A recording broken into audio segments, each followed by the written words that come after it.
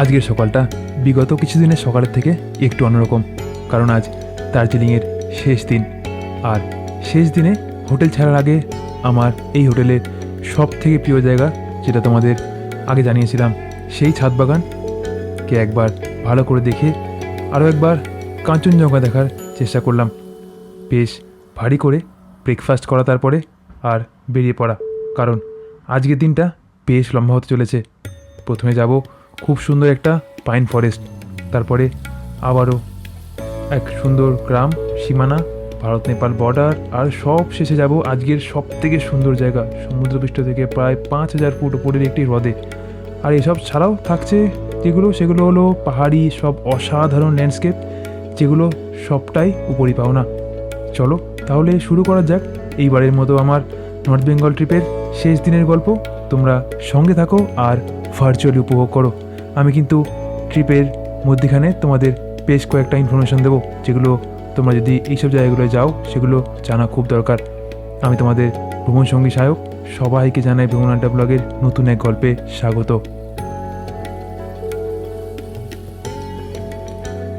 এবার দার্জিলিংকে বিদায় জানানোর পালা এসে গেছে। আমরা বেরিয়ে পড়লাম হোটেল থেকে।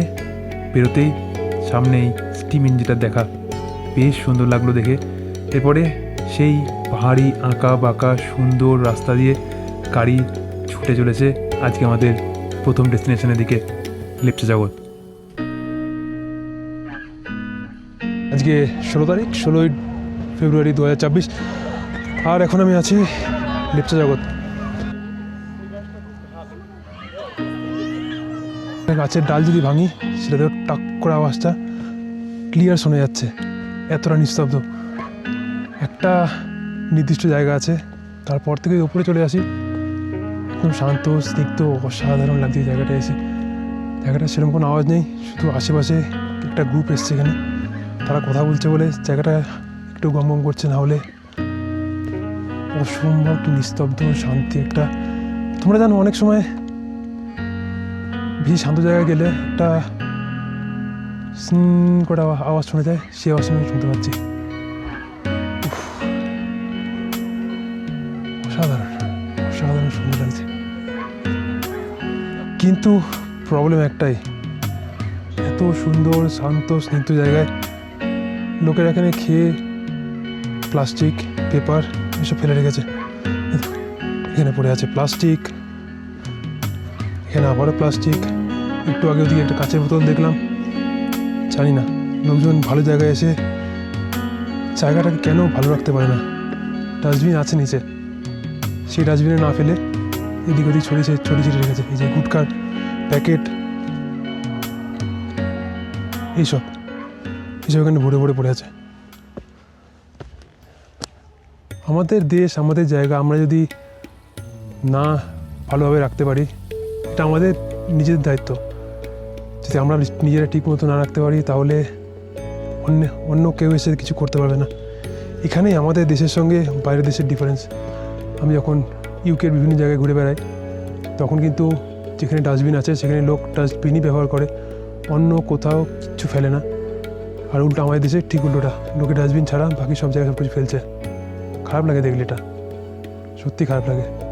একটা স্টেপে এখানে পড়ে আছে, আবার একটা চিপসের প্যাকেট বা কিছু একটা প্যাকেট হবে, এটা প্রত্যেকটা স্টেপে পড়ে আছে, প্রত্যেকটা স্টেপে।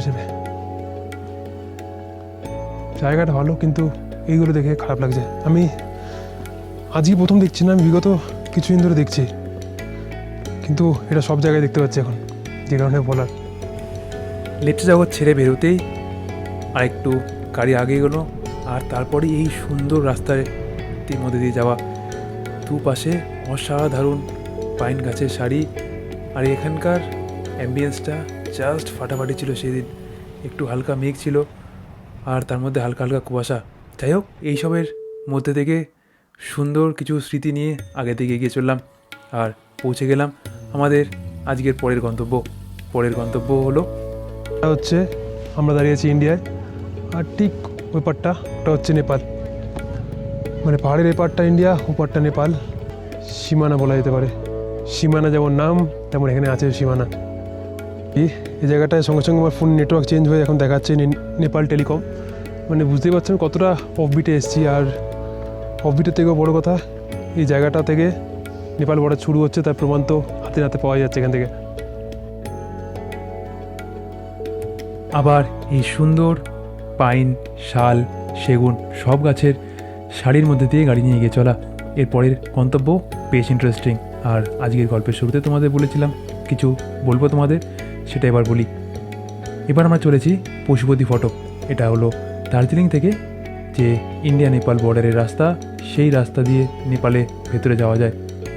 আর এখানে যেতে গেলে তোমরা সঙ্গে কিন্তু অবশ্যই ভোটার কার্ড বা পাসপোর্ট রেখো। আধার কার্ড এখানে গ্রাহ্য নয়, এটা আমরা আগে থেকে জানতাম না, ওখানে গিয়ে জানতে পেরেছিলাম। যাই হোক, আমাদের কোনো সমস্যা সেভাবে হয়নি, কারণ আমাদের সবার কাছে ছিল এগুলো। সীমানা থেকে বেশ কিছুটা আগে এগিয়ে এসেছি আমরা যাচ্ছি মিরিকের দিকে। যেতে যেতে মধ্যিখানে এক জায়গায় দাঁড়ালাম, এটা হচ্ছে পশুপতি ফটক। Welcome to Nepal. নেপালের বর্ডার, যেমন তোমাদের বললাম, বর্ডার ক্রস করে ভেতরে এসেছি। আসতে এন্ট্রি হয় একটা জায়গায়, এন্ট্রি করে ভেতরে আসতে পারবে, কোনো অসুবিধা নেই।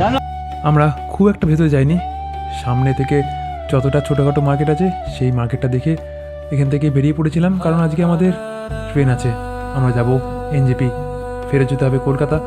সেসব তো আছেই, সেসব কারণে আমরা খুব বেশি সময় এখানে নষ্ট করিনি, কারণ এরপরে আমাদের আরও বেশ কিছুটা ঘোরা এখনও বাকি আছে। তো চলো, আর খুব বেশি এদিকে সময় নষ্ট না করে আমরা আবার বেরিয়ে পড়লাম। নেপালের বর্ডার থেকে ঘুরে আবার বেরিয়ে পড়লাম বাইরে। এবার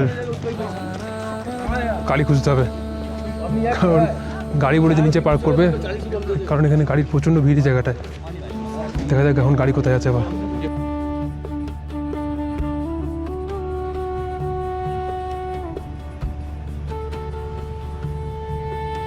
এইখানে কিন্তু গাড়ি খুঁজে পেতে আমাদের বেশ সমস্যা হয়েছিল। গাড়ি ভিড় যেহেতু বেশি ছিল, গাড়ি অনেকটা নিচে পার্ক করেছিল। যাই হোক, গাড়ি খুঁজে পাওয়ার পরে আমরা আবার চললাম এই সুন্দর রাস্তা দিয়ে। অসাধারণ জার্নি ছিল, ল্যান্ডস্কেপটা জাস্ট ফাটাফাটি। আমি এই জার্নিগুলো খুব বেশি এনজয় করি বলে তোমাদের সঙ্গে পুরো ভিডিওটা, লম্বা জার্নিটা শেয়ার করছি। যদি তোমাদের ভালো না লাগে তোমরা স্কিপ করে আগের দিকে দেখে নিতে পারো। তবে এরপরে হয়েছিল একটা ছোট প্রবলেম বলবো কি ইচ্ছাকৃত ঘটানো প্রবলেম বলবো সেটা জানি না, সেটা দেখো তোমরা, আগে দেখলে বুঝতে পারবে। যাই হোক, এরপরে আমাদের নেক্সট ডেস্টিনেশন ছিল গোপালধার টি স্টেট।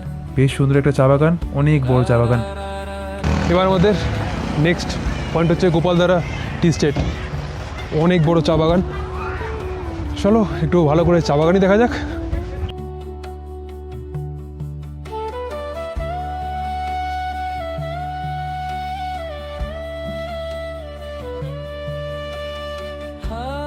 যেখানে নেমেছিলাম ওই জায়গাটায় একটা প্রবলেম আছে। ওই জায়গাটায় নাকি যে চা বাগানের ভেতরে যাওয়ার যে জায়গাটা, ওখানে ওদের যে লোকাল ড্রেস আছে সেই ড্রেসগুলো না নিলে চা বাগানের ভেতরে ঢুকতে দিচ্ছে না। তো তাই জন্য আমি ড্রেস তো পরিনি, তাই জন্য ভেতরে যাইনি। আমি একটা সাইডে একটা রাস্তা দিয়ে এসে এই জায়গাটা এলাম। এই জায়গাটা থেকে ভিউটা বেশ সুন্দর। চা বাগানের ভেতরে ঢুকতে পারলাম না ঠিকই, কিন্তু যেটা পেলাম সেটা বা কম কিসের। অসাধারণ একটা ল্যান্ডস্কেপ দেখলাম, আর জাস্ট ফাটাফাটি লাগলো দেখে। আমি তো এই জায়গাটা দেখে ভাবলাম যদি আমাকে চা বাগানের ভেতরে যেতে দিত তাহলে এই জায়গাটা মিস হয়ে যেত। জায়গাটা চা বাগানের পাশ থেকে একটা বাড়ির মধ্যে দিয়ে গিয়ে জায়গাটা গেছিলাম। যাই হোক, এরপরে চা বাগান থেকে আবার বেরিয়ে পড়া, আর সেই সুন্দর রাস্তা আর সুন্দর সুন্দর ল্যান্ডস্কেপ, যেগুলো তোমাদের আজকের গল্পের শুরুতেই বলেছিলাম। প্রচুর ল্যান্ডস্কেপ আছে আজকে, আর সেগুলো সবই একটার থেকে একটা অসাধারণ। এই বলে আমায় দেখ, তো বলে আমায় দেখ। দার্জিলিংয়ের পাহাড়ি পথ পেরিয়ে যখন পৌঁছলাম এক স্বপ্নের শহরের নাম মিরিক, তখনই সামনে ধরা দিল এক অপূর্ব সুন্দর সৌমেন্দু লেক। হালকা কুয়াশার চাদরে ঢাকা নিস্তব্ধ জলরাশি, চারপাশে পাইন গাছের সারি আর ঠান্ডা হাওয়া স্পর্শ, সব মিলিয়ে যেন একটা প্রকৃতি নিজে এক কবিতা লিখছে। লেকের বুকে ভেসে চলা নৌকা আর মাঝখানে দাঁড়িয়ে থাকা সেই রঙিন সেতু যেন বাস্তব আর কল্পনার মাঝখানে একটা ছোট সংযোগ। এখানে সময়টা একটু ধীরে চলে, শহরের কোলাহল থেকে অনেক দূরে নিজের সঙ্গে কিছুটা সময় কাটানোর এক নিঃশব্দ জায়গা। চলো তাহলে গিয়েই দেখা যাক কেমন, কতটা সুন্দর সেই লেক। আমাদের আজকের নেক্সট আর লাস্ট ডেস্টিনেশন হচ্ছে মিরিক লেক। লেকটার বেশ বড়, অনেক বড় একটা লেক।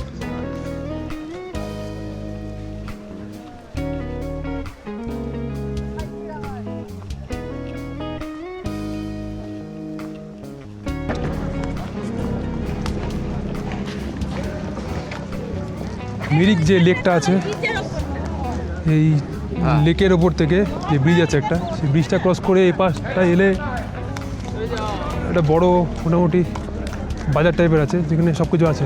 তবে এখানে প্রচুর ঘোড়া চলছে, ঘোড়ার উৎপাত খুব।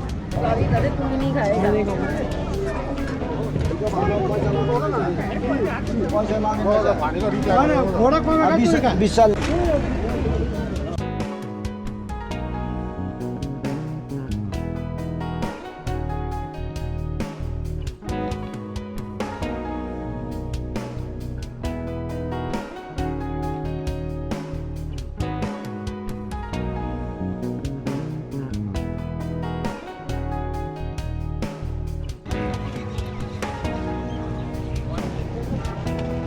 মিরিক লেকের ঠিক পাশেই হচ্ছে এই একটা পার্ক আছে, যেটায় ঢুকতে 20 টাকা টিকিট আছে। পার্কটার মধ্যে সেরকম যে বিশাল কিছু আছে তা না, হয়তো তৈরি হচ্ছে পার্কটা, সেই জন্য এরকম তৈরি হয়ে গেলে হয়তো বেশ সুন্দর একটা পার্ক তৈরি হবে।